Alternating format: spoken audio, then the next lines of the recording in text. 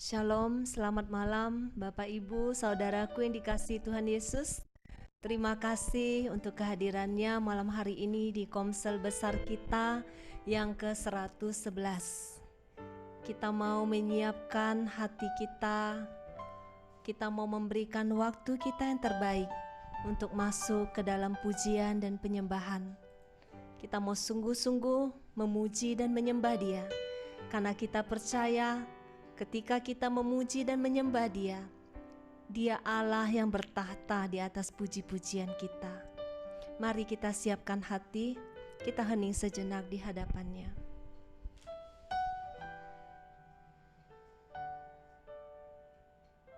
Dalam nama Bapa dan Putra dan Roh Kudus, amin.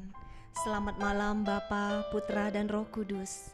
Terima kasih Bapa untuk kesempatan sehari lagi bagi kami untuk boleh berkumpul bersama, menaikkan pujian dan penyembahan kami untuk Allah kami yang paling baik, untuk Allah kami yang kudus, untuk Allah kami yang mulia. Terima kasih Bapa, Engkau sendiri yang memanggil, mengumpulkan kami menjadi anak-anak-Mu.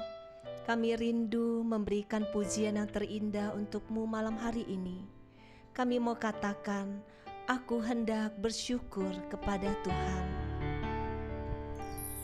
Aku hendak bersyukur pada Tuhan karena keadilan-Nya, dan bermazmur bagi nama Tuhan yang maha tinggi. Ya Tuhan, Tuhan kami.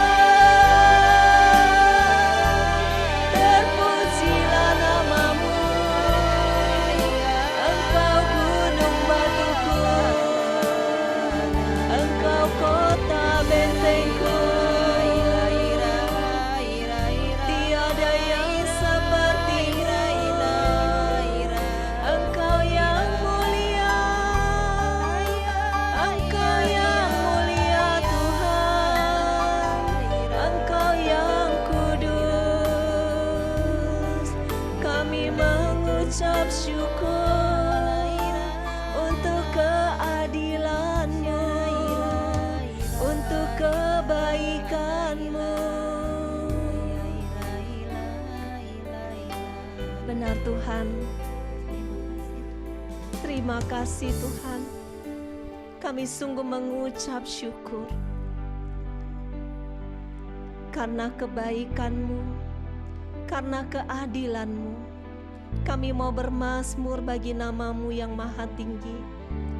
Tidak ada Allah lain seperti Engkau. Tidak ada kuasa lain yang lebih besar daripada kuasa-Mu. Tidak ada yang mulia selain Engkau Tuhan. Kami mengucap syukur karena kebaikan-Mu dan kemurahan-Mu. Kami boleh ada di tempat ini pada malam hari ini. Engkau sendiri yang melayakkan kami Tuhan, anak-anak-Mu. Engkau tahu betapa kami tidak pantas, betapa kami tidak layak. Tapi Engkau tetap memilih dan memanggil kami. Engkau sendiri yang melayakkan kami.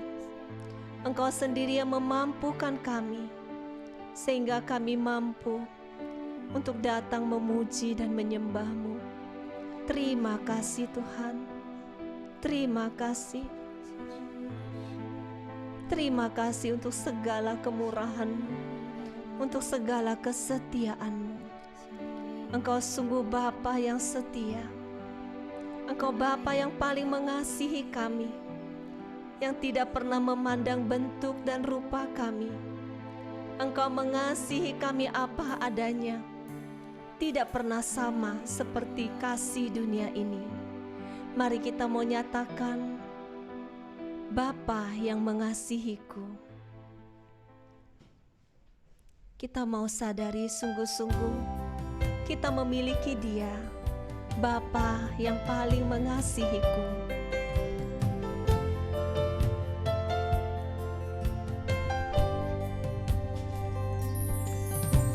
Engkau Bapa yang mengasihiku, tak Kau pandang bentuk dan rupaku. Engkau mengasihiku dengan sepenuh hati,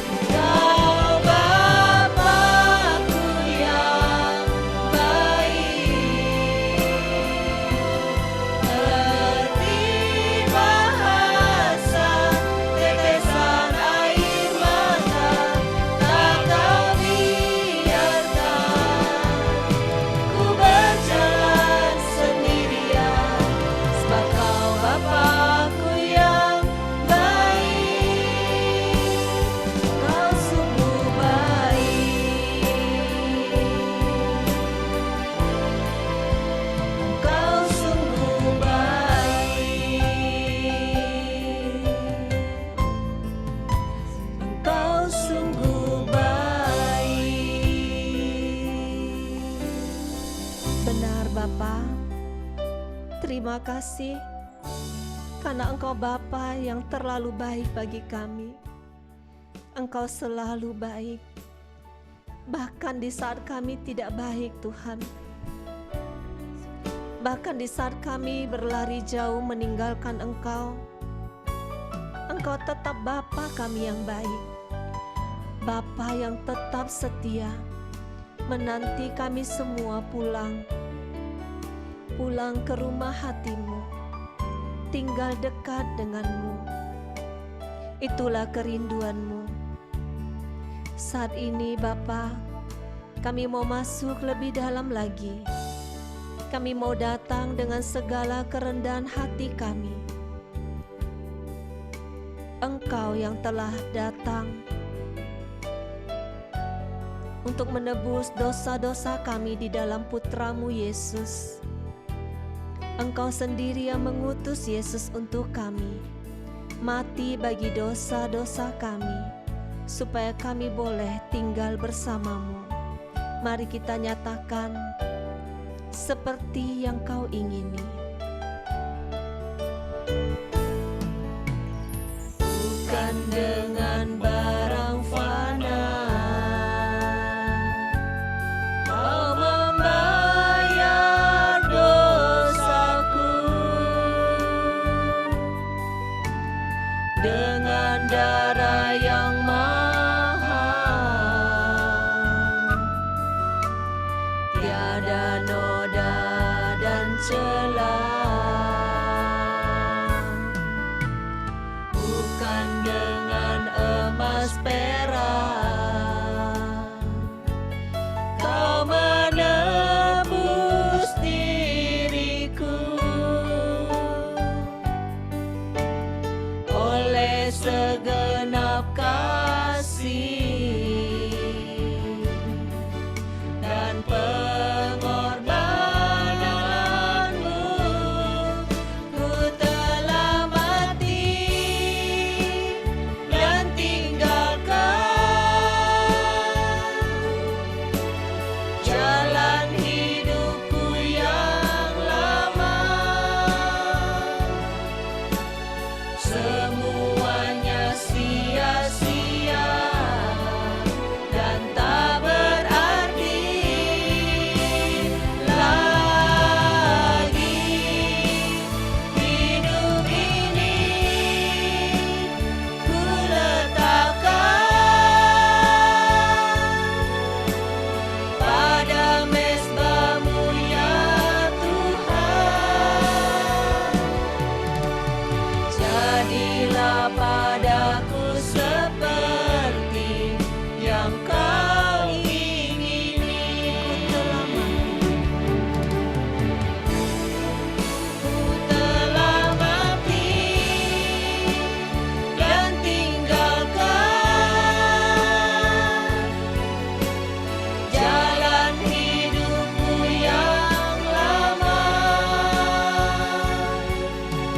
Semuanya sia-sia dan tak berarti lagi. Hidup ini ku letakkan pada mezbah-Mu ya Tuhan. Jadilah padaku seperti yang Kau ingini. Jadilah padaku seperti yang Kau ingini. Jadilah padaku Tuhan. Jadilah padaku seperti yang Kau ingini. Amin. Itu kerinduan kami Tuhan.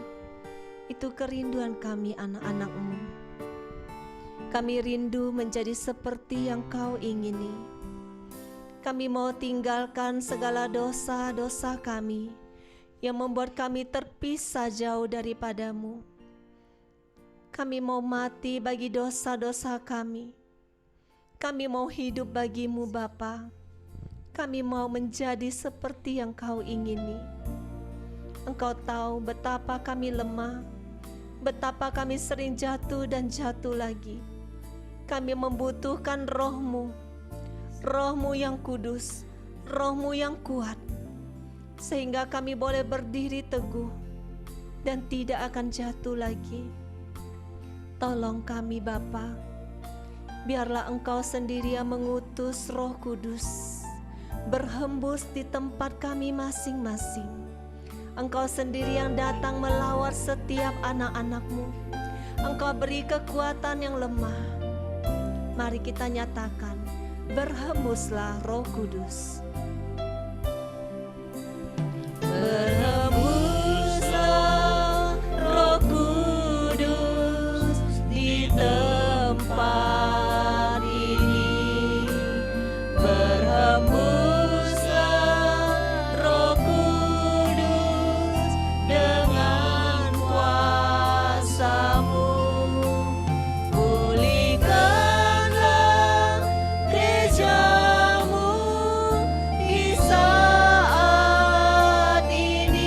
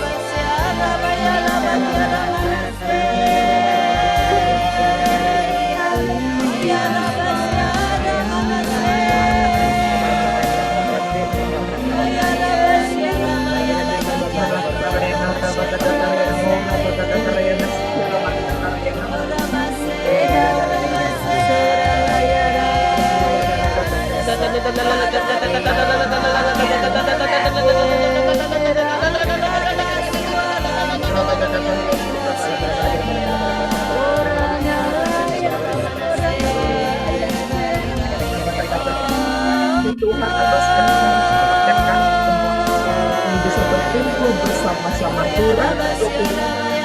Tuhan yang kudusmu memenuhi hati dan pikiran kami.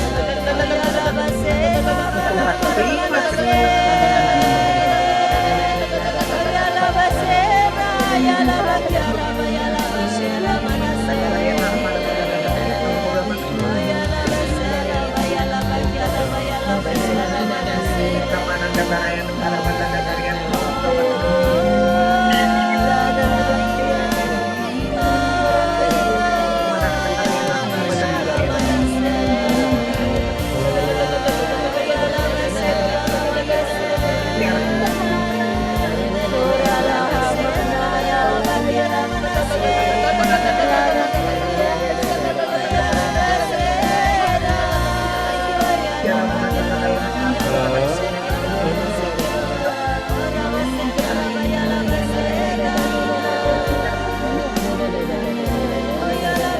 terima kuasa memuji dan menyembah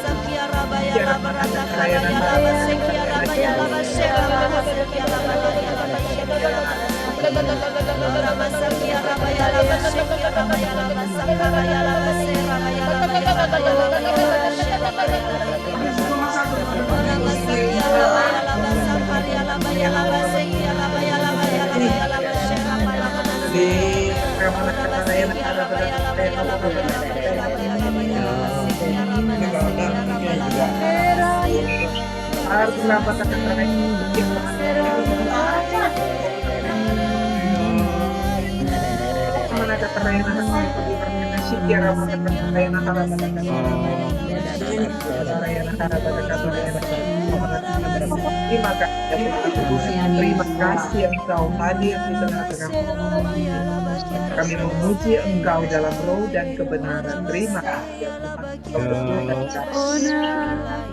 Tiara mana kata raya nakara bata kata raya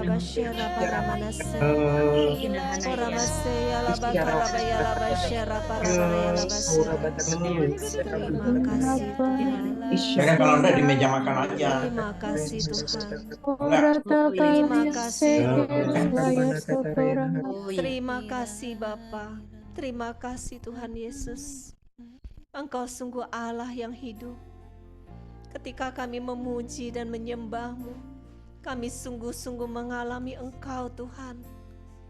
Roh-Mu berhembus melawat setiap kami anak-anak-Mu. Engkau memberi kekuatan yang baru bagi setiap yang lemah. Engkau memulihkan. Engkau datang menyembuhkan. Terima kasih. Terima kasih Roh Kudus. Saat ini kami mau menyiapkan hati kami. Kami mau tetap tinggal di dalam hadirat-Mu Bapa. Kami rindu mendengarkan isi hati-Mu lebih lagi. Biarlah Roh-Mu yang memimpin setiap langkah kami. Mari kita nyatakan, oh Tuhan, pimpinlah langkahku.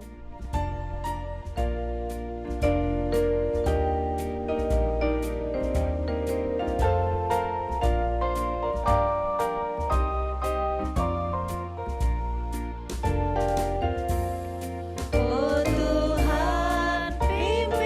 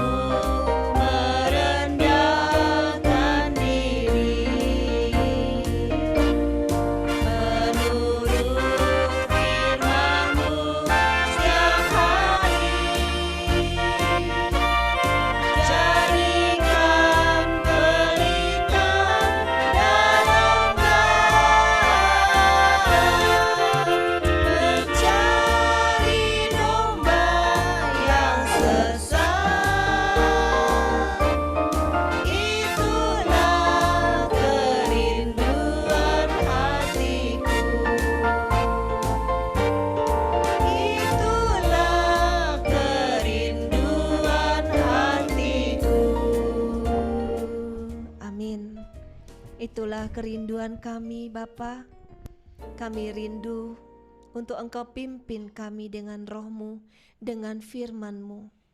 Kami mau merendahkan hati kami untuk Engkau bentuk dan Engkau pimpin. Kami mau taat dengan firman-Mu Bapa. Biarlah Engkau pakai kami. Malam hari ini, Paulus dan Vila, kami tidak mampu Tuhan berjalan sendiri. Kami membutuhkan roh-Mu. Biar Engkau sendiri yang bekerja memimpin setiap perkataan yang keluar dari mulut kami. Biarlah setiap perkataan itu sungguh-sungguh berasal daripada-Mu dan boleh mengubahkan setiap kami lewat firman-Mu. Terima kasih Bapa, bekerjalah, kami siap untuk Engkau pakai. Amin. Dalam nama Bapa dan Putra dan Roh Kudus. Amin.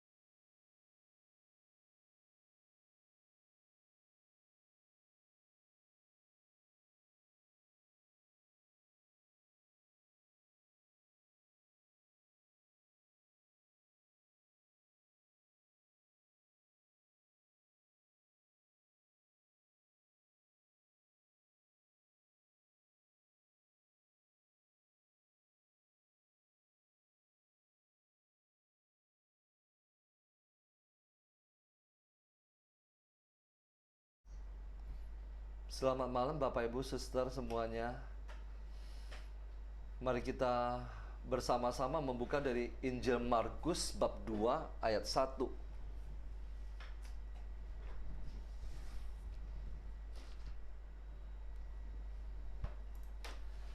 Tema kita pada malam hari ini, pemisah antara kamu dan Allahmu. Apa pemisah itu? Pemisah antara kita dan Allah.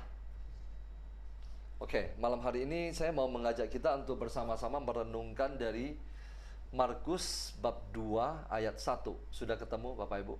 Oke, Malin silakan dimatikan screen-nya.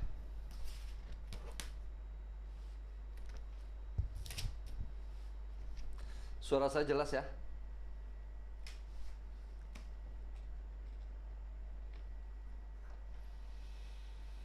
Mari kita tundukkan kepala.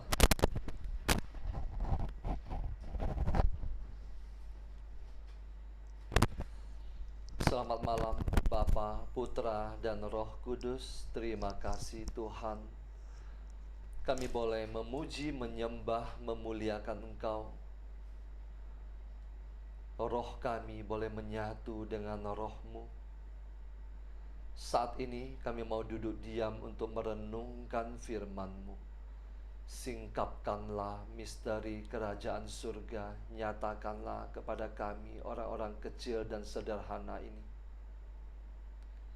Segala penghalang firman-Mu, kuasa-kuasa kegelapan, saat ini kami sepakat. Kami mau perintahkan enyah di dalam nama Yesus. Sembunyikanlah hamba-Mu ini di belakang salib-Mu. Berfirmanlah Tuhan, kami siap mendengarkan. Amin. Bapak Ibu, Suster. Jadi mungkin perikop yang sama yang sudah kita baca berulang-ulang dan kita sudah tahu. Tapi setiap kali kalau kita memberikan hati untuk duduk diam mendengarkan bagaimana Tuhan berbicara kepada kita, Dia akan singkapkan banyak hal. Tema kita pada malam hari ini adalah pemisah antara kita dan Allah. Apa itu pemisahnya? Mari kita lihat bersama. Markus 2 ayat 1. Judul perikop ini berbunyi, orang lumpuh disembuhkan. Kemudian sesudah lewat beberapa hari, waktu Yesus datang lagi ke Kapernaum, tersiarlah kabar bahwa ia ada di rumah. Maka datanglah orang-orang berkerumun sehingga tidak ada lagi tempat, bahkan di muka pintu pun tidak. Sementara ia memberitakan firman kepada mereka, ada orang-orang datang membawa kepadanya seorang lumpuh digotong oleh 4 orang. 1 orang lumpuh digotong oleh 4 orang. Tetapi mereka tidak dapat membawanya kepadanya karena orang banyak itu. Lalu mereka membuka atap yang di atasnya. Sesudah terbuka, mereka menurunkan tilam tempat orang lumpuh itu terbaring. Ayat kelima. Ketika Yesus melihat iman mereka, berkatalah ia kepada orang lumpuh itu, "Hai anakku, dosamu sudah diampuni." Coba kita perhatikan sejenak ayat kelima ini. Ketika Yesus melihat apa? Melihat iman mereka. Yesus melihat iman mereka, lalu ia berkata kepada orang lumpuh itu, "Hai anakku, dosamu sudah diampuni." Di sini ada satu hal yang mau saya angkat. Yesus melihat iman mereka dan Yesus bertindak. Yesus bertindak, dia melakukan mukjizat atau dia menjamah kita atau apapun juga, kalau dia melihat iman kita. Dia tidak melihat kita menangis meraung-raung. Dia tidak melihat kita berteriak karena segala macam persoalan yang menimpa kita. Tetapi dia melihat adakah iman di hati kita. Jadi kalau Yesus menolong kita, bukan karena kita menangis meraung-raung, bukan karena tekanan penderitaan begitu banyak. Dia menolong kita karena satu hal, dia melihat iman kita. Ayat ke-6. Tetapi di situ ada juga duduk beberapa ahli Taurat, mereka berpikir dalam hatinya demikian. Mengapa orang ini berkata begitu? Ia menghujat Allah. Ahli Taurat itu mengatakan Yesus menghujat Allah. Kenapa Yesus menghujat Allah? Karena Yesus mengatakan, "Hai anakku, dosamu sudah diampuni." Ahli Taurat itu mengatakan demikian, siapa yang dapat mengampuni dosa selain daripada Allah sendiri? Ahli Taurat ini baru berpikir di dalam hatinya. Ayat ke-8. Tetapi Yesus segera mengetahui dalam hatinya bahwa mereka berpikir demikian. Ahli Taurat itu belum mengatakannya, baru berpikir, tetapi Yesus tahu. Lalu ia berkata kepada mereka, "Mengapa kamu berpikir begitu dalam hatimu?" Ayat 9, manakah lebih mudah mengatakan kepada orang lumpuh ini, "Dosamu sudah diampuni," atau mengatakan, "Bangunlah, angkatlah tilammu dan berjalan"? Bapak, Ibu, Suster, saya mau bertanya sekarang. Dengan pertanyaan yang Yesus ajukan ini, manakah lebih mudah mengatakan kepada orang lumpuh ini, "Dosamu sudah diampuni," atau mengatakan, "Bangunlah, angkatlah tilammu dan berjalanlah"? Artinya begini, mana lebih mudah mengatakan dosamu sudah diampuni atau menyembuhkan orang lumpuh ini? Mana yang lebih mudah, Bapak Ibu? Kira-kira ada yang bisa menjawab? Mana yang lebih mudah? Begini, Yesus bertanya kepada ahli Taurat itu, kira-kira menurut kamu mana lebih mudah? Sekarang saya melontarkan pertanyaan ini kepada kita semua. Mana yang lebih mudah? Begini, Bapak Ibu Suster. Mana yang lebih mudah? Begini jawabannya. Untuk menyembuhkan orang yang lumpuh, sehingga orang yang lumpuh itu bisa berjalan, perkara yang sangat mudah. Perkara yang sangat mudah bagi Tuhan. Untuk menyembuhkan orang lumpuh, Allah tinggal bersabda dari surga. Dia tinggal berfirman, jadilah sembuh, berjalanlah. Maka orang lumpuh itu seketika juga langsung dapat berjalan. Ada yang setuju dengan saya? Kalau yang setuju, angkat tangan. Allah tinggal berfirman dari surga, atau dia berfirman lewat para nabi kepada orang yang lumpuh ini, berjalanlah, angkatlah tilammu. Maka seketika itu juga saya yakin dan percaya orang lumpuh ini langsung bisa sembuh. Yang setuju dengan saya, angkat tangan. Oke, sekarang yang kedua.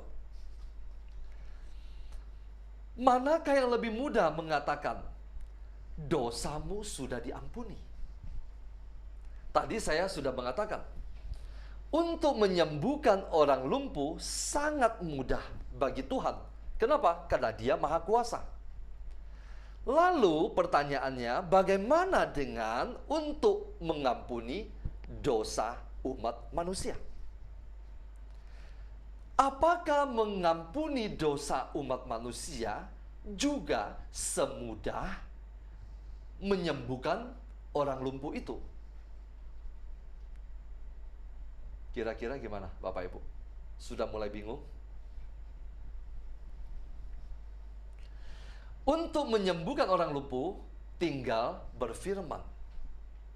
Tetapi untuk mengampuni dosa manusia, butuh Sang Firman turun menjadi manusia. Allah tidak dapat berfirman dari surga untuk mengampuni dosa manusia. Kalau Allah dapat berfirman dari surga, semua dosa umat manusia mulai dari Adam langsung dihapus, maka tidak butuh Sang Firman, Putra Allah, Yesus turun menjadi manusia, menderita sengsara, mati di kayu salib. Jadi sekarang pertanyaannya, mana yang lebih mudah? Mengampuni dosa manusia atau memberikan perintah orang lumpuh ini sembuh? Sekali lagi, menyembuhkan orang adalah perkara mudah. Tetapi mengampuni dosa umat manusia butuh apa? Butuh 3 kali 14 keturunan. Dari Abraham, Ishak, Yakub sampai kepada Yosef, sampai kepada lahirnya Sang Mesias, yaitu Kristus, untuk menebus dosa umat manusia. Jadi mengampuni dosa umat manusia bukan perkara yang mudah. Allah tidak dapat berfirman dari surga, dan seketika itu juga dosa umat manusia langsung dihapus. Kenapa? Kalau demikian, di manakah letak keadilan Allah? Saya akan menunjukkan dari ada satu ayat. Roma 6 ayat 23 bunyinya demikian. Bapak Ibu, kalau yang tidak mau membukanya tidak masalah. Saya akan bacakan. Roma 6 ayat 23 bunyinya demikian. Sebab upah dosa ialah maut, tetapi karunia Allah ialah hidup yang kekal dalam Kristus Yesus, Tuhan kita. Upah dosa adalah maut. Ketika Adam melakukan dosa pertama di Taman Eden, maka menyiadat seluruh umat manusia berdosa. Dan untuk menebus dosa itu butuh Sang Firman, yaitu Putra Allah, yaitu pribadi kedua dari Tritunggal untuk turun menjadi manusia. Dan itu butuh dipersiapkan dari sampai 3 kali 14 keturunan. Nanti bisa dibaca di Injil Matius bab 1 ayat 1. Nah, sekarang manakah yang lebih mudah? Kita sudah tahu. Ayat ke-10. Tetapi supaya kamu tahu bahwa di dunia ini Anak Manusia berkuasa mengampuni dosa, berkatalah ia kepada orang lumpuh itu. Ayat 10. Tetapi Yesus berkata, supaya kamu tahu bahwa di dunia ini Anak Manusia berkuasa mengampuni dosa. Tadi sudah dikatakan bahwa seluruh umat manusia berbuat dosa. Saya akan ambil lagi dari satu ayat, Roma 3 ayat 23. Bunyinya demikian. Karena semua orang telah berbuat dosa dan telah kehilangan kemuliaan Allah. Semua orang, artinya tidak ada yang terkecuali, telah berbuat dosa. Entah dia melakukan dosa secara pribadi atau tidak, dia, Anda dan saya, kita semua sudah lahir dalam dosa. Kenapa? Karena kita dilahirkan dari keturunan Adam yang sudah jatuh dalam dosa. Kita berbuat dosa atau tidak, kita lahir dalam dosa asal. Karena semua orang telah berbuat dosa dan telah kehilangan kemuliaan Allah, dan oleh kasih karunia telah dibenarkan dengan cuma-cuma karena penebusan dalam Kristus Yesus. Bapak Ibu, kenapa kita hanya percaya bahwa Yesus satu-satunya adalah jalan, kebenaran, dan hidup?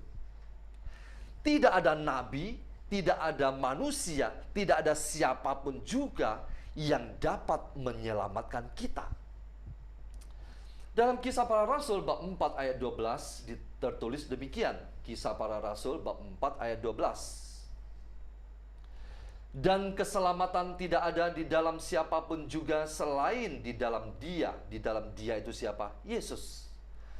Sebab di bawah kolong langit ini tidak ada nama lain yang diberikan kepada manusia yang olehnya kita dapat diselamatkan. Minggu lalu ada yang bertanya, apakah hanya yang percaya kepada Yesus yang bisa selamat? Kita percaya bahwa Yesus adalah satu-satunya jalan keselamatan dan hidup. Hanya melalui Yesus, artinya seluruh umat manusia hanya melalui Yesus dapat selamat. Ada yang tidak setuju dengan saya? Kalau tidak setuju, silakan angkat tangan. Hanya melalui Yesus, dan hanya Yesus satu-satunya yang kita dapat selamat. Kenapa? Kenapa? Kalau kita mengatakan hanya Yesus yang dapat menyelamatkan kita, pertanyaannya kenapa? Jawabannya sangat sederhana. Kenapa kita percaya kepada Yesus, tidak percaya dan tidak mencari keselamatan kepada yang lain? Kenapa hanya kepada Yesus? Jawabannya sangat sederhana. Karena Yesus satu-satunya yang dapat mengampuni dosa Anda dan saya.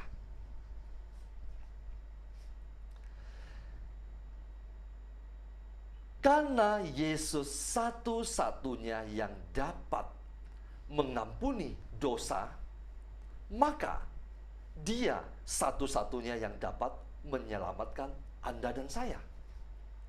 Anda boleh percaya dengan apapun, siapapun, jenis apapun, tetapi mereka tidak dapat mengampuni dosa Anda. Kalau mereka tidak dapat mengampuni dosa Anda, maka dosamu itu tetap. Upah dosa adalah maut. Jadi, Yesus satu-satunya adalah jalan keselamatan dan hidup, karena Dia satu-satunya yang dapat mengampuni dosa Anda dan saya. Ayat 11. Kepadamu kukatakan, bangunlah, angkatlah tempat tidurmu dan pulanglah ke rumahmu. Dan orang itu pun bangun, segera mengangkat tempat tidurnya dan pergi keluar di hadapan orang-orang. Tadi saya katakan, menyembuhkan orang adalah perkara yang mudah. Dengan hanya satu kalimat, maka orang itu langsung mengangkat tempat tidurnya dan pergi keluar di hadapan orang-orang itu, sehingga mereka semua takjub lalu memuliakan Allah, katanya, yang begini belum pernah kita lihat. Bapak Ibu, perikop ini sudah kita dengar berulang-ulang, tapi saya masih belum masuk ke dalam intisari yang mau saya sampaikan pada malam hari ini. Uraian tadi akan menghantar kita masuk ke dalam intisari. Apa intisari yang mau saya sampaikan? Tema kita pada malam hari ini berbicara tentang pemisah antara kamu dan Allahmu. Kira-kira apa pemisah itu? Pemisah antara kita dan Allah tidak ada yang lain, hanya satu, yaitu dosa. Artinya apa? Setiap orang yang berdosa, maka dia terpisah dengan Allah. Setiap orang yang berdosa, maka dia akan masuk dalam kebinasaan. Kenapa? Karena upah dosa adalah maut. Apa yang mau disampaikan oleh perikop pada malam hari ini? Saya mau mengangkat satu hal. Orang lumpuh ini dibantu oleh 4 temannya. Ketika Yesus melihat apa tadi? Iman mereka.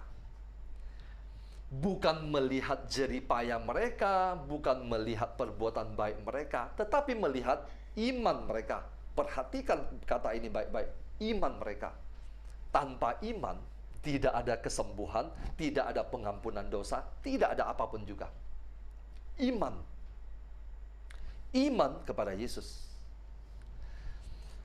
Orang lumpuh ini datang mencari Yesus untuk mendapatkan tentu saja kesembuhan. Dia ingin berjalan. Apakah Yesus langsung menyembuhkan dia? Tidak. Ada satu langkah. Apa langkah itu? Yesus mengampuni dosa orang tersebut. Di sini apa yang mau disampaikan? Yesus datang untuk mengangkat, untuk mengampuni, untuk membuang dosa Anda dan saya. Sesudah dosa Anda dan saya terangkat, dibuang jauh-jauh ke laut, maka Anda dan saya baru dapat mengalami kasih karunia demi kasih karunia. Bapak Ibu, banyak orang datang minta didoakan. Apa yang didoakan? Didoakan dari kesembuhan, dari bisnis yang terpuruk, dari persoalan anaknya, dan sebagainya, dan sebagainya. Tetapi mereka melupakan satu hal. Sebelum Anda mendapatkan kesembuhan, pemulihan, bisnis yang dipulihkan, apapun itu, Yesus ingin melakukan satu hal. Dia ingin membuang dosa Anda. Pertanyaannya, apakah Anda bersedia? Anda bersedia dosa Anda diambil oleh Tuhan? Tanpa dosa Anda dan saya diambil terlebih dahulu, maka rahmat Tuhan itu tidak akan sampai kepada Anda dan saya. Yesus mengampuni orang yang lumpuh ini. Sesudah dia mengampuni, artinya dia mengangkat dosanya. Sesudah dosanya itu terangkat, maka hadirat Tuhan baru dapat datang menjangkau orang tersebut. Selama kita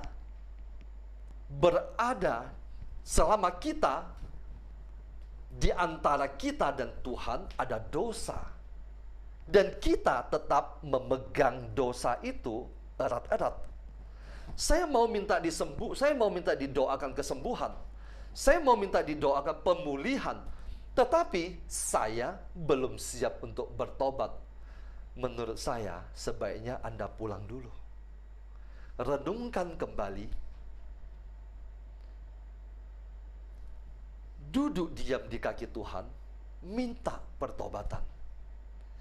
Ketika dosa Anda diambil, maka Anda akan mengalami kasih karunia demi kasih karunia. Yesus datang ke dunia pertama-tama untuk apa? Untuk menebus dosa Anda dan saya. Dia datang pertama-tama bukan untuk menyembuhkan Anda dari sakit. Dia bisa menyembuhkan Anda dan saya ketika dia duduk dalam kemuliaan Bapa di surga. Dia tinggal berfirman. Tetapi tanpa dia datang menjadi manusia serupa dengan manusia, kemudian dia mati di kayu salib untuk menanggung dosa semua umat manusia, tidak ada kasih karunia demi kasih karunia yang dapat Anda dan saya alami. Jadi sekali lagi, pemisah antara kita dan Allah adalah dosa. Malam hari ini, biarkan Tuhan mengambil dosa Anda dan saya.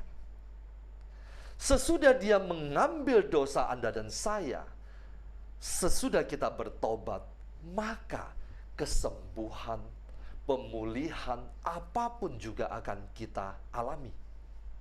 Amin. Pemazmur mengatakan, selama kusembunyikan dosaku, batinku tertekan dan aku mengeluh sepanjang masa. Ketika kita berdosa, ketika kita tetap hidup dalam dosa, maka kita tidak bisa mengalami pemulihan. Terima kasih, Tuhan Yesus memberkati.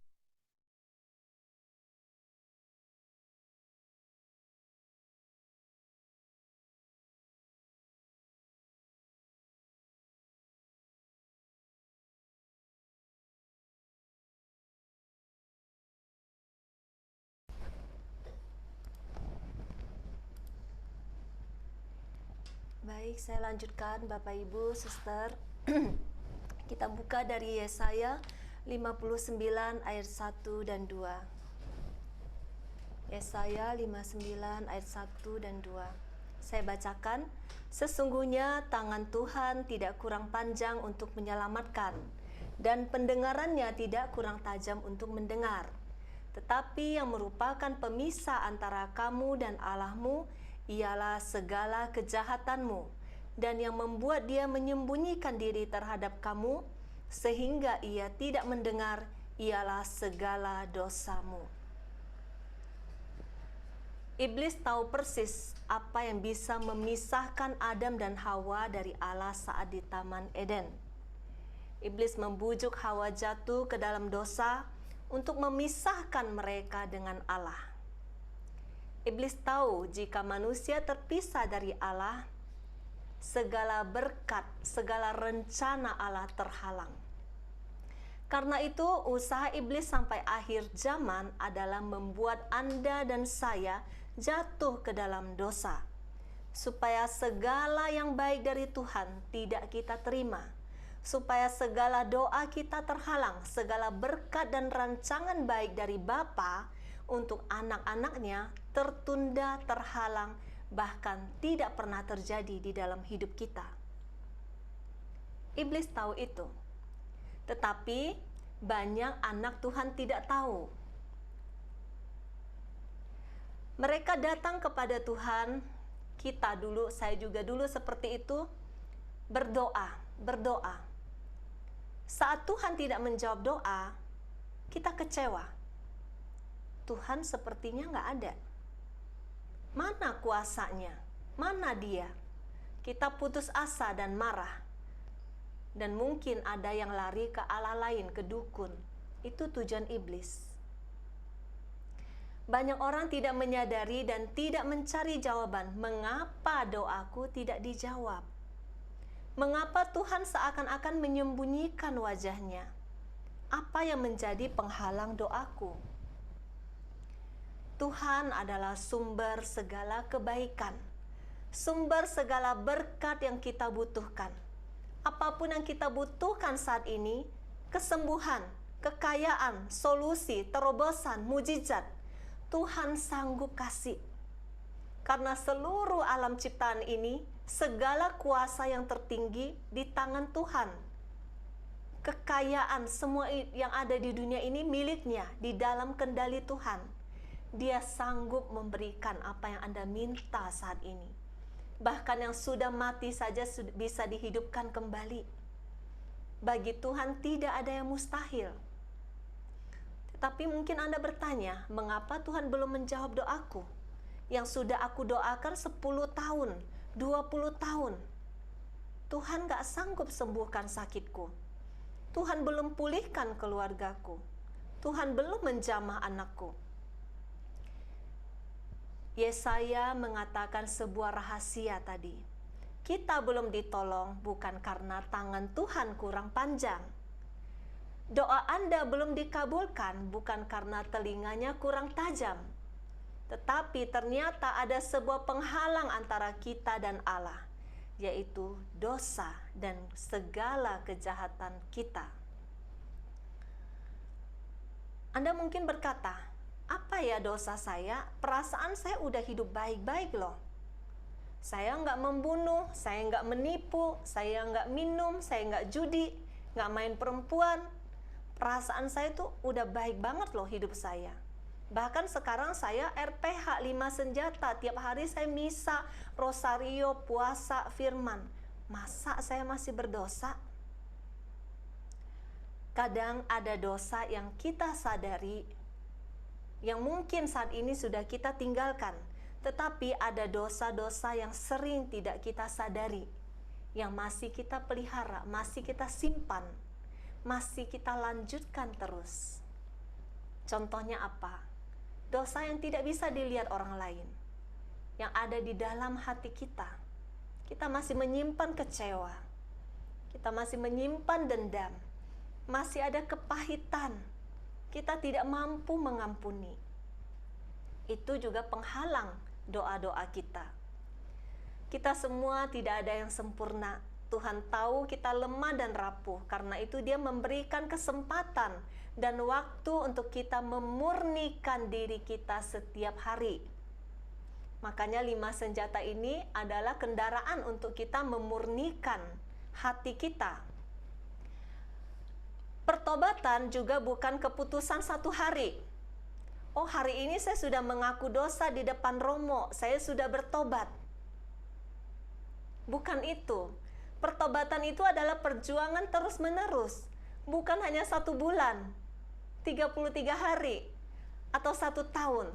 Tetapi setiap hari sampai akhir.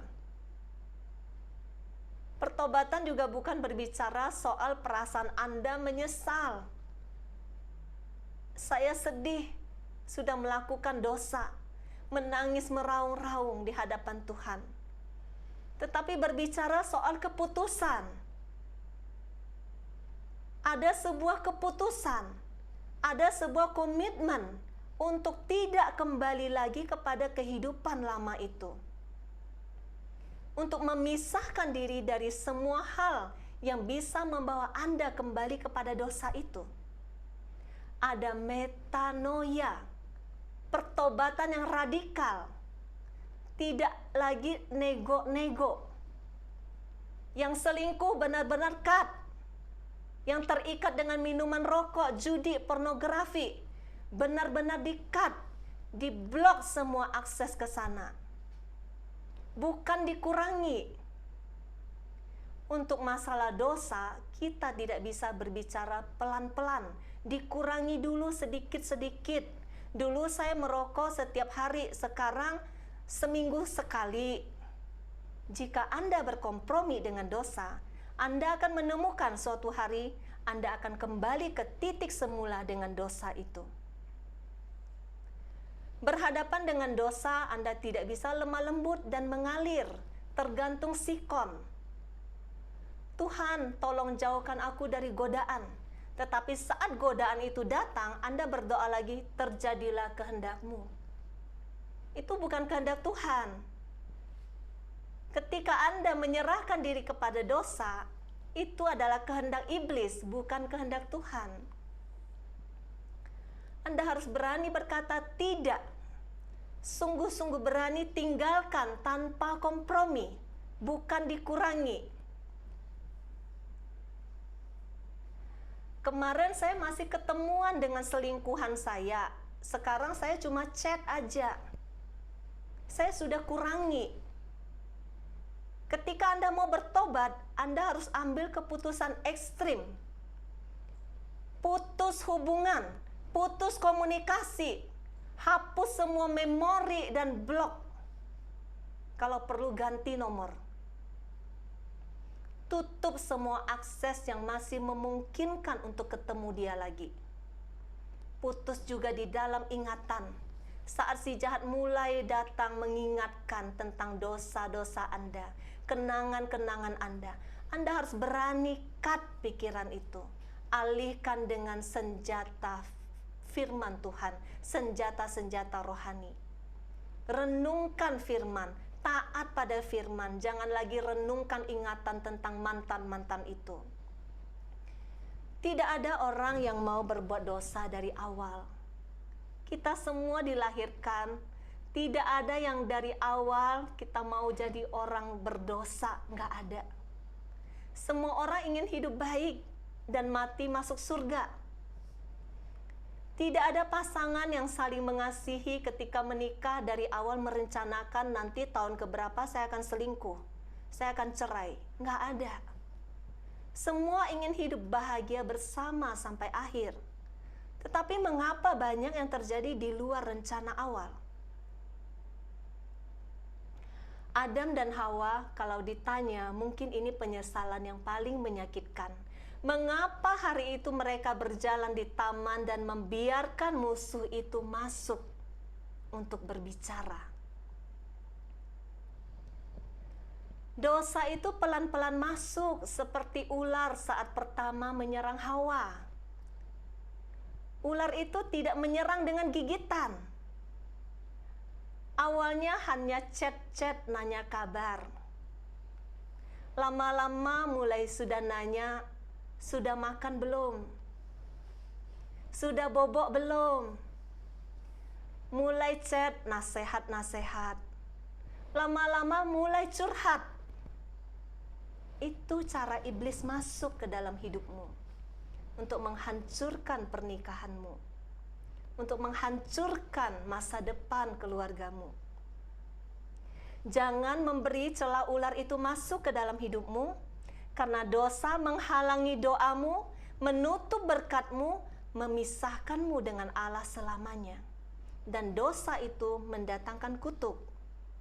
Anda jangan berpikir, ya sudahlah saya sudah jatuh, mau apa lagi? Saya akan tanggung dosa ini. Dosa itu mendatangkan kutuk. Ketika Anda jatuh ke dalam dosa perzinahan, Anda membuka celah kepada keturunan Anda untuk jatuh ke dalam dosa yang sama. Matius 5 ayat 29 berkata, "Maka jika matamu yang kanan menyesatkan engkau, cungkilah dan buanglah itu, karena lebih baik bagimu jika satu dari anggota tubuhmu binasa, daripada tubuhmu dengan utuh dicampakkan ke dalam neraka." Ayat ini berbicara sangat keras. Tuhan mau mengatakan betapa kita harus tegas kepada dosa. Bahkan jika kita harus kehilangan sesuatu yang menurut kita paling berharga di dunia ini. Diibaratkan mata. Mata itu anggota tubuh yang paling berharga. Saking berharganya, Tuhan melukiskan kita itu bagaikan biji mata kesayangannya di dalam kitab Ulangan. Di ayat tadi berkata, bahkan jika anggota tubuhmu yang paling berharga itu membuatmu masuk ke dalam api neraka, Anda harus berani menyingkirkannya dari tubuhmu. Bayangkan betapa kerasnya Tuhan berbicara tentang dosa. Tidak ada kompromi. Artinya, apa yang saat ini paling berharga di dalam hidupmu, yang memisahkan engkau dengan Allah, Anda harus rela melepaskannya. Apa yang membuatmu melekat sehingga Tuhan bukan lagi nomor satu di dalam hidupmu? Anda harus melepaskannya dari hatimu. Iblis tahu persis apa yang paling memisahkanmu dengan Bapa. Karena itu, dia akan menarikmu untuk jatuh dan tinggal tetap di dalam dosa itu. Iblis akan membuatmu nyaman dan terikat dengan dosa itu, supaya makin jauh dan makin jauh dari Allah. Supaya berkat, janji Tuhan, masa depan penuh pengharapan yang Tuhan siapkan untukmu dan keluargamu dan seluruh keturunanmu dicuri oleh iblis.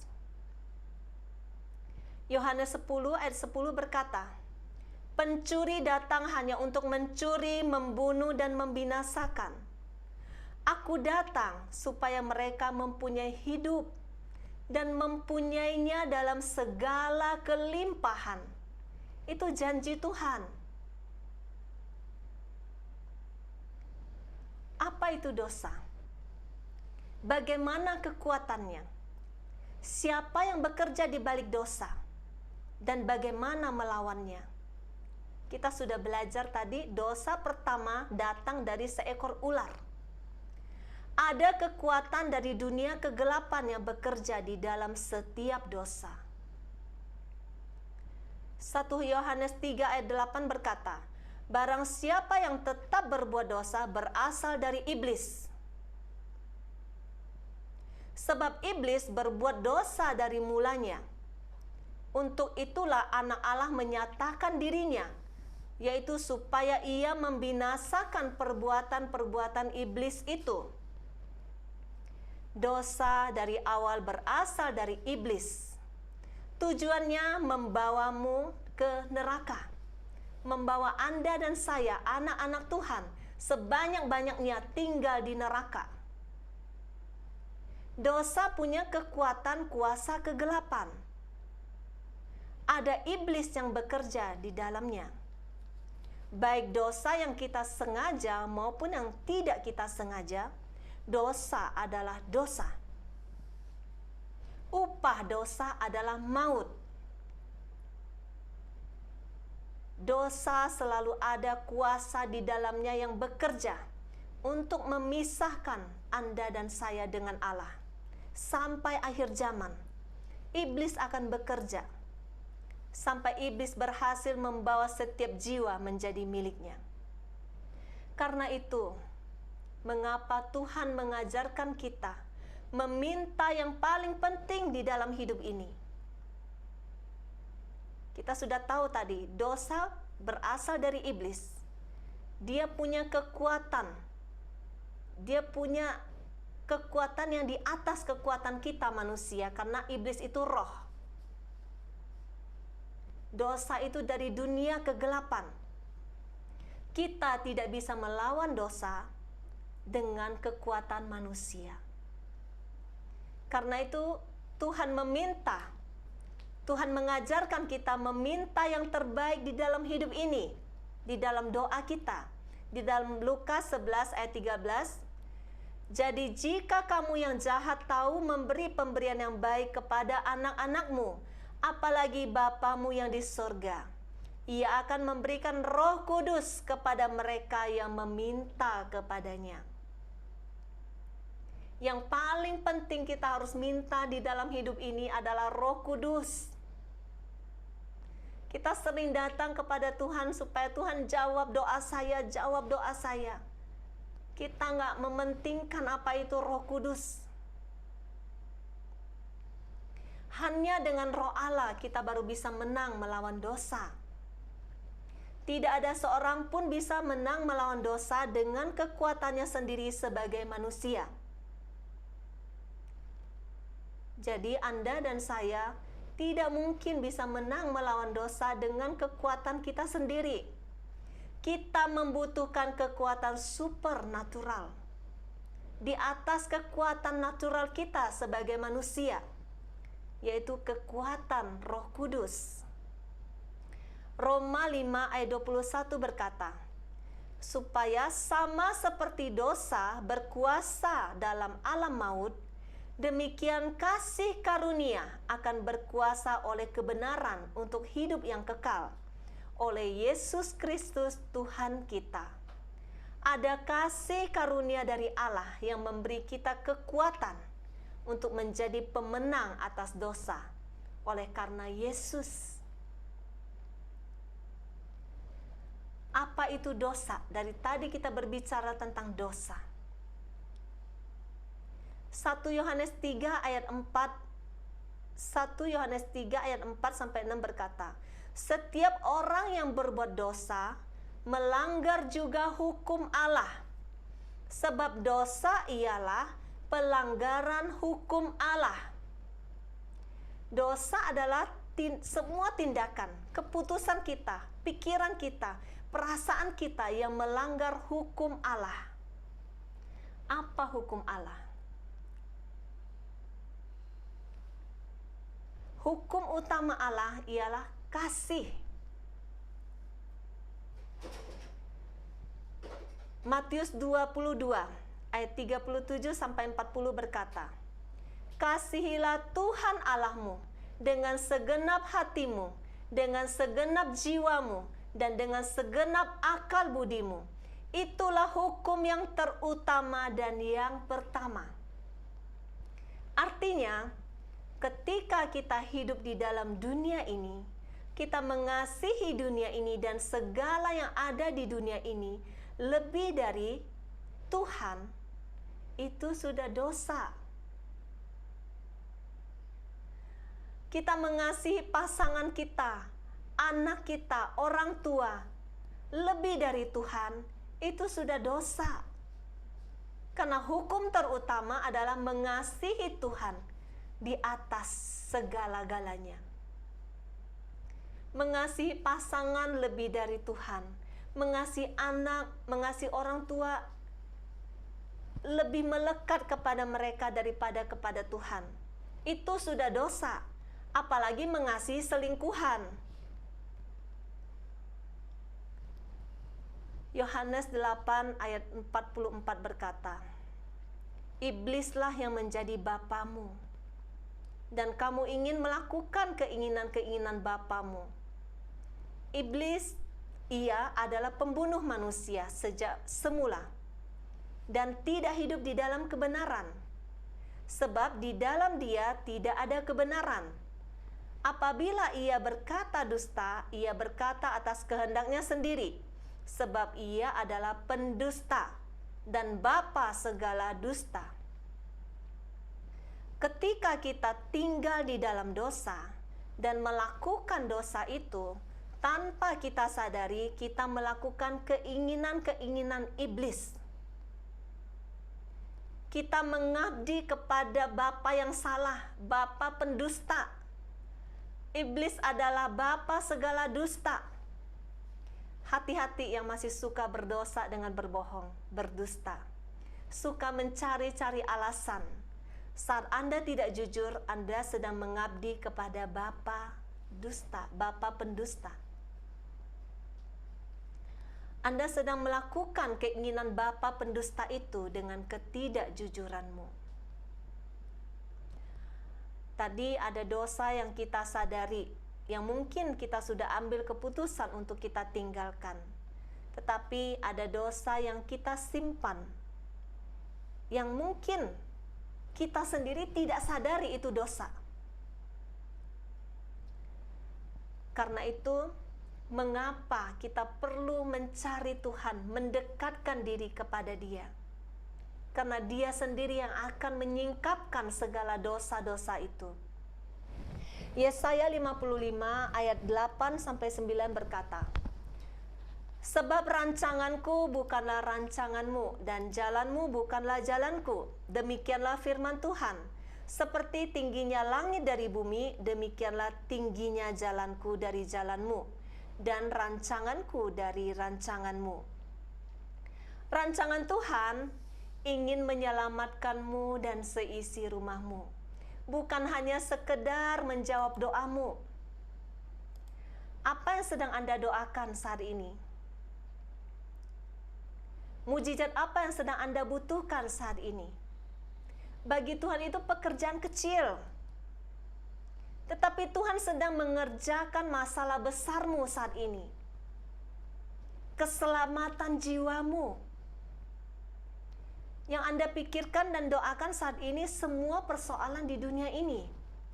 Anakku Tuhan, pasanganku Tuhan, hutangku Tuhan, ekonomiku Tuhan, sakitku, masa depanku. Apakah Anda percaya bahwa semua itu persoalan kecil bagi Tuhan? Semua yang Anda pikirkan tentang dunia saat ini, hidup saat ini, tubuh Anda saat ini, yang Anda sendiri tahu di sini hanya sementara. Hidup yang sesungguhnya bukan di sini. Dia memikirkanmu, memikirkan hidupmu yang sesungguhnya di dunia yang tidak berkesudahan itu. Dia mau memastikan kelak Anda dan saya pasti sampai di rumah yang Dia siapkan. Itu rancangan Tuhan. Rancanganmu, Tuhan, aku lakukan RPH ini supaya aku sembuh, supaya aku bisa tidur, supaya ekonomiku pulih, supaya hutangku lunas, supaya pasanganku kembali. Ketika selesai RPH kok Tuhan belum jawab? Kan aku udah lakukan sungguh-sungguh. 2 putaran, 3 putaran. Mana Tuhan rancanganmu yang indah? Kita sering tidak sabar dengan waktunya Tuhan. Kita lebih sering fokus dengan jawaban doa kita. Tuhan fokus dengan proses. Lewat persoalan hidup yang Tuhan izinkan terjadi, Tuhan baru bisa menarikmu lebih dekat duduk di pangkuannya. Seperti seorang bapa, Dia sedang ingin berbicara banyak denganmu, mengajarkanmu hal-hal yang baru yang belum engkau ketahui. Di dalam Yeremia 33 ayat 3, berserulah kepadaku, maka aku akan menjawab engkau, dan akan memberitahukan kepadamu hal-hal yang besar dan yang tidak terfahami, yakni hal-hal yang tidak kau ketahui. Dia ingin kita duduk diam mendengarnya, mendengar bisikan cintanya. Kalau mau jujur, Bapak Ibu semua yang ada di sini, apa yang membuat Anda ada di sini? Bukankah persoalan? Bukankah karena permasalahan? Anda tidak mungkin ada di sini jika hidup Anda baik-baik, zona nyaman. Karena Anda membutuhkan pertolongan Tuhan, Anda ada di sini. Itu cara Tuhan menarik kita dekat lewat persoalan hidup kita. Dia ingin kita duduk diam mendengarnya, mendengar bisikan cintanya, memberitahukan kepadamu hal-hal yang besar yang tidak terfahami. Apa itu? Dia mau membisikkan kepadamu. Mungkin selama ini Anda tidak tahu betapa Dia mencintai Anda. Mungkin selama ini Anda tidak tahu betapa Anda berharga bagi Dia. Betapa Dia merindukan saat-saat seperti ini. Anda ada di dekat dengan Dia. mencari Dia. Dia ingin memberitahukan kepada Anda banyak hal yang belum Anda ketahui tentang hatinya. Tetapi seringkali seperti anak yang tidak konsen, yang dipikirannya hanya hadiah mainan yang belum dia dapat. Sudah datang nih dekat dengan Tuhan, tapi pikirannya tidak ada di sini. Yang Anda pikirkan, Anda hanya fokus kapan doaku dijawab, kapan mainan itu aku terima. Walaupun sudah duduk dekat dengan Bapa, kita tidak mendengar suaranya. Karena kita tidak fokus pada suara, karena kita hanya fokus kepada suara yang ingin kita dengar, jawaban doa kita. Padahal Bapa sedang memperhatikanmu dengan dekat. Dia tahu apa yang paling kamu butuhkan saat ini. Bukan hadiah itu. Bukan wujud doamu yang menurutmu saat ini paling penting. Tangan Tuhan tidak kurang panjang untuk menolongmu. Tidak ada masalahmu yang lebih besar dari kuasanya. Tangannya cukup panjang untuk semua masalahmu. Tetapi ada satu hal yang harus Anda pahami. Masalah yang Anda alami hanya alatnya untuk membawa Anda masuk ke dalam proses pemurnian. Dia sedang membersihkan ranting-rantingmu, makin memurnikanmu, membersihkanmu dari segala dosa-dosamu, dari segala manusia lamamu. Coba tanyakan kepada diri kita masing-masing. Coba jujur. Jika hari ini Tuhan sudah menjawab doamu, suamimu sudah kembali, anakmu sudah sembuh, ekonomimu sudah pulih, hadiah itu sudah kamu dapatkan, apakah Anda masih tetap ada di sini? Apakah Anda masih setia misa harian, membaca firman, rosario, puasa? Apakah Anda masih semangat bangun pagi-pagi saat teduh, tersungkur menyembah Dia? Karena Dia tahu masih ada penghalang di sana. Penghalang untuk Anda bisa melihat bahwa Dialah segalanya yang Anda butuhkan. Anda belum sungguh-sungguh mencari Dia. Masih ada yang memisahkan antara engkau dan Allah, yaitu segala dosa dan kejahatan kita. Dia menahan menjawab doa kita, sampai Anda dan saya tidak ada lagi penghalang dengan Dia. Dia ingin membisikkan di telingamu, mengajarkanmu jalan-jalannya, jalan kebenaran, jalan terang.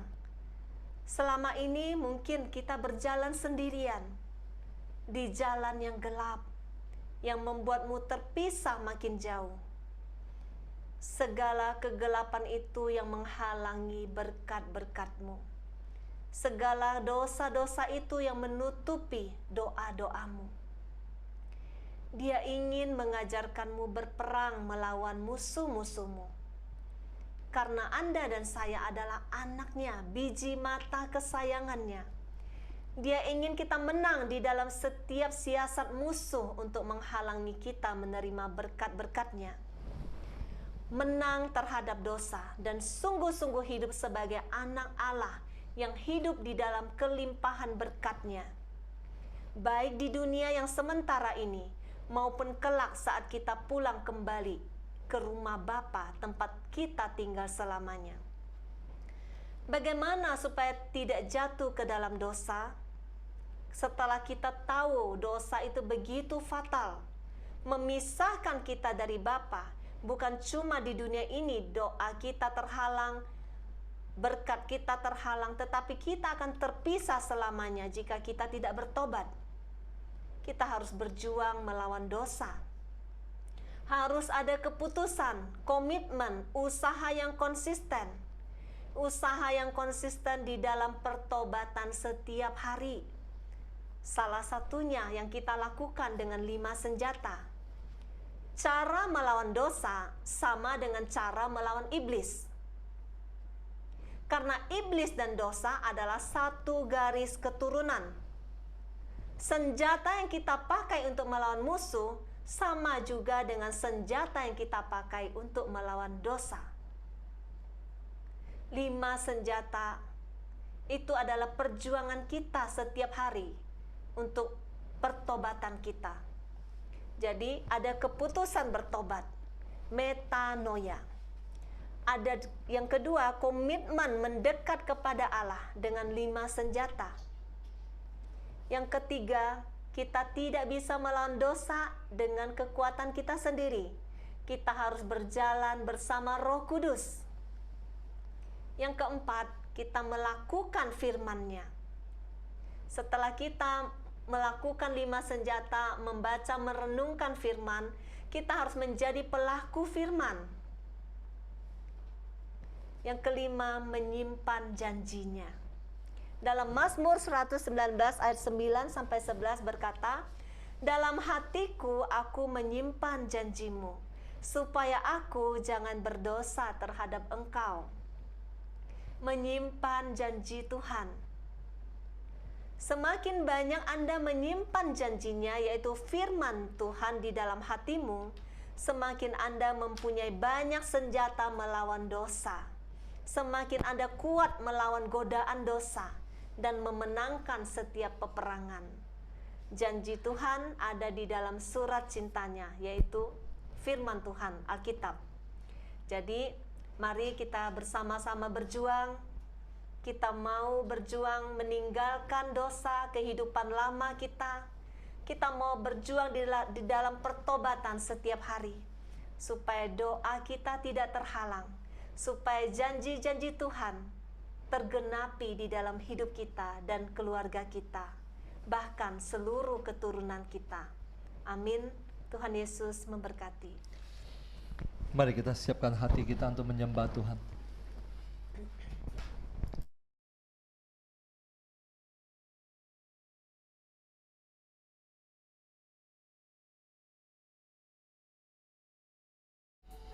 Malin lagu ketiga ya.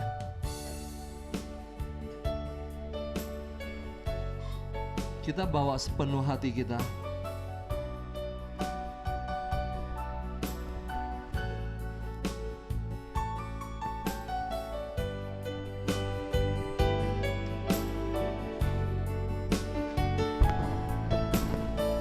Lepaskan semua penghalang.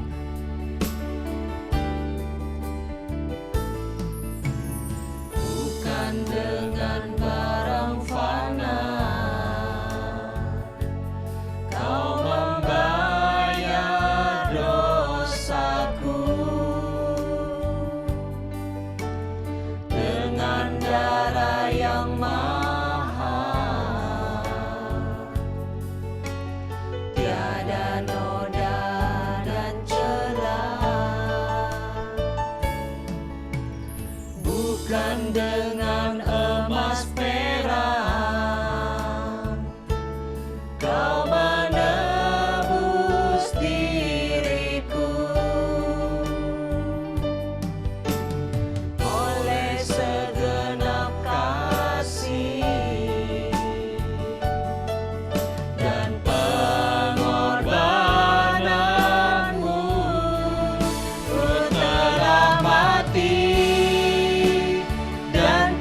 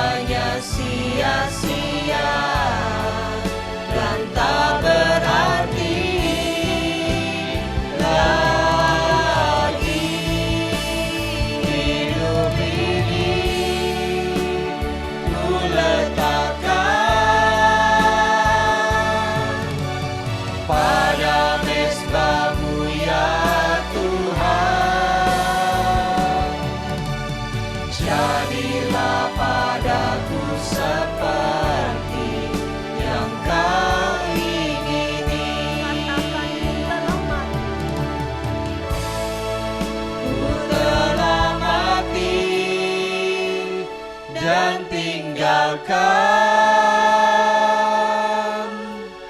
jalan hidupku yang lama. Semuanya sia-sia dan tak berarti lagi. Hidup ini ku letakkan pada mezbah-Mu ya Tuhan. Jadilah padaku seperti yang Kau ingini. Jadilah padaku seperti yang Kau ingini.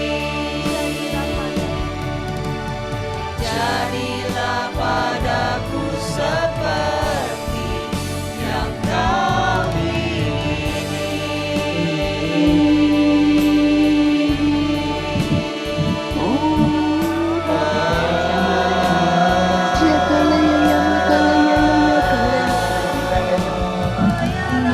Angkat suaramu sembah Dia.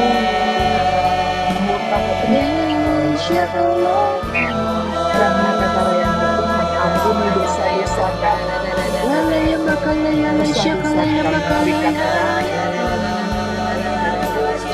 Rahmat pertolongan. Terima kasih Tuhan, terima kasih.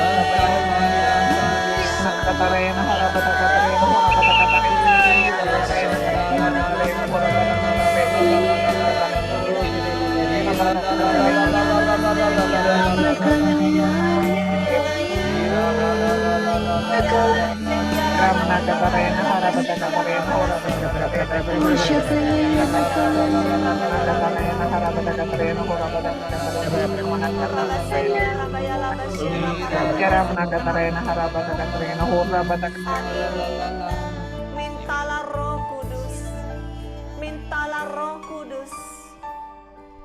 Hanya bersama Dia kita mampu melawan dosa. Hanya bersama Roh Allah kita baru bisa menjadi pemenang atas dosa. Mari kita mau minta saat ini. Kita mau sujud menyembah. Kita mau menyembah Dia di dalam roh. Kita mau membiarkan Roh-Nya sendiri yang tercurah atas kita semua saat ini. Oh ya Rabasya Kiara Manata Karabasya Rabayala Basya Rabarata Karayala Basya Rabayala Rabasya Kiara Bayala Basya Kiara Bayala Basya Rabarata Kiara Bayala Bayala Bayala Bayala Mintalah Roh Kudus saat ini. Dia Allah, Dia Bapa yang mau memberikan yang terbaik bagimu saat ini. Karena hanya bersama Roh Kudus Engkau sanggup melawan dosa. Engkau sanggup melawan setiap godaan-godaan yang akan menjatuhkan kamu kembali ke dalam dosa. Hanya bersama Roh Kudus. Oya raba shekia rama nata karaba shiara baya laba ya raba ya laba shiara baya laba ya laba ya raba ya laba. Oh rama sekia raba ya laba ya laba shiara baya laba ya laba ya laba ya laba ya laba ya laba ya laba ya laba ya laba ya laba ya laba. Keluarkan suaramu, sembahlah Dia. Oh raba sekia raba ya laba ya laba ya laba ya laba ya laba ya laba ya laba ya laba ya laba ya laba ya laba ya laba shiara baya laba ya laba ya laba ya laba. Orama sakia raba ya laba ya raba ya laba sekia rama nata karaba ya laba sekia raba ya laba ya raba ya laba ya laba. Orama sekia raba ya laba ya laba ya raba ya laba sekia rama nata karaba ya laba sekia raba ya laba ya raba ya laba. Orama sekia raba ya laba ya laba ya laba sekia rama nata karaba ya laba sekia raba ya laba sekia raba ya laba ya laba. Orama sekia raba ya laba sekia raba lata karama sekia raba ya laba sekia raba ya laba ya raba ya laba ya laba. Orama sekia raba ya laba ya laba sekia raba ya laba ya raba ya raba ya laba ya raba ya laba. Orama sekia raba ya laba ya laba sekia raba ya laba ya laba ya laba ya laba Orama sekia raba ya laba ya laba ya laba ya laba ya laba ya laba sekia raba ya laba.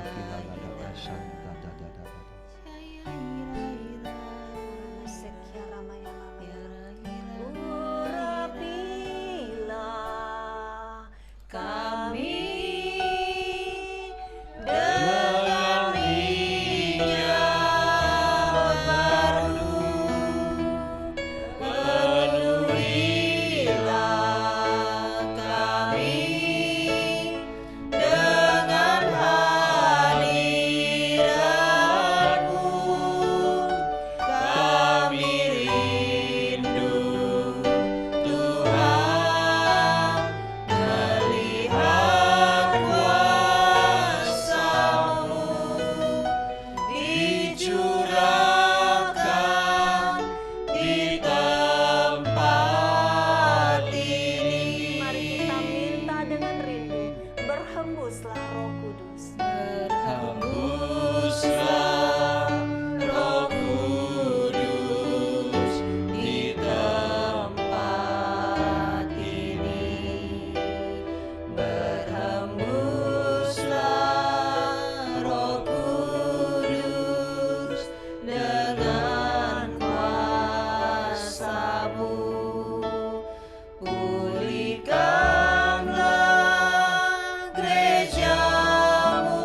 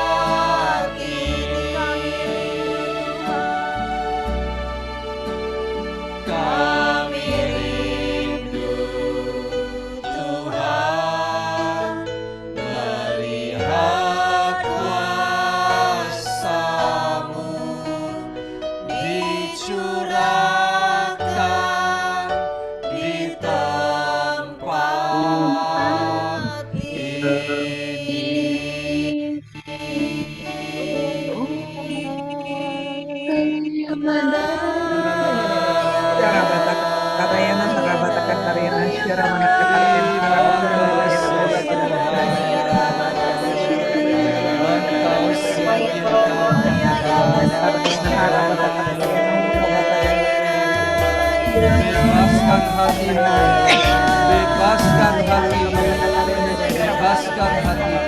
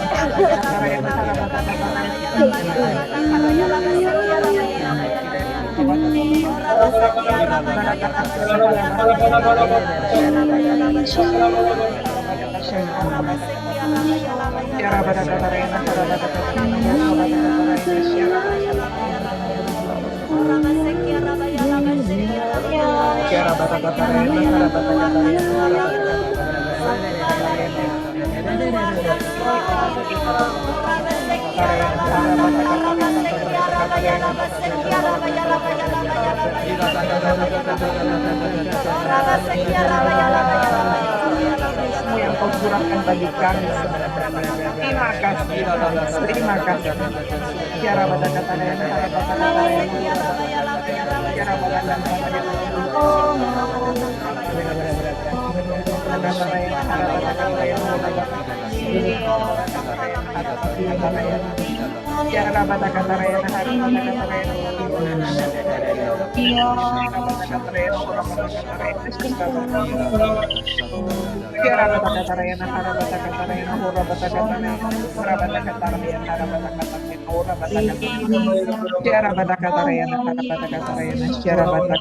terima kasih Tuhan. Terima kasih Tuhan. Terima kasih Tuhan. Terima kasih Tuhan atas kuasa, atas roh, untuk kekuatan ilahi yang kau curahkan bagi anak-anak-Mu, untuk roh-Mu sendiri Tuhan yang kau curahkan bagi anak-anak-Mu. Terima kasih Tuhan, terima kasih. Mulai malam hari ini Tuhan, kami tidak akan sama lagi Tuhan. Kami akan menang akan dosa. Kami akan menang terhadap dosa Tuhan. Kami tidak lagi berjuang dengan kekuatan kami sendiri. Ada roh Allah yang menyertai kami. Ada roh Allah yang bersama kami. Tidak ada musuh yang sanggup untuk menjatuhkan kami ke dalam dosa. Terima kasih Tuhan, terima kasih. Kami mau berjalan bersama-Mu mulai malam hari ini Tuhan. Kami mau hidup taat dengan firman-Mu. Kami mau pegang janji-janji-Mu Tuhan. Menyimpan janji-janji-Mu di dalam hati kami. Kami mau menjadi pelaku firman-Mu Tuhan. Dan berkata tidak kepada dosa. Kami tidak mau lagi terpisah daripada-Mu Bapa. Kami tidak mau lagi terpisah jauh daripada-Mu Yesus. Kami mau berjalan bersama-Mu setiap hari. Terima kasih Tuhan, terima kasih Tuhan.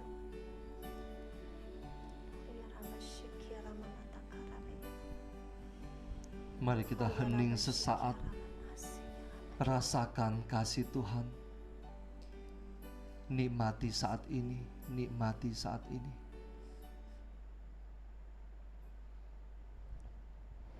Rasakan Dia yang telah datang untuk mengampuni dosa-dosa kita. Dia yang datang dari tempat yang jauh untuk mati di kayu salib bagi kita. Rasakan kasih-Nya, nikmati kasih-Nya. Kecaplah dan lihatlah betapa baiknya Tuhan. Dia membuang dosa-dosa kita supaya kita dapat menerima kasih karunia demi kasih karunia. Terima kasih Tuhan, terima kasih Tuhan. Tidak ada kasih yang lebih besar daripada kasih-Mu. Tidak ada Tuhan yang kami sembah selain Engkau, karena hanya Engkau yang dapat mengampuni dosa kami.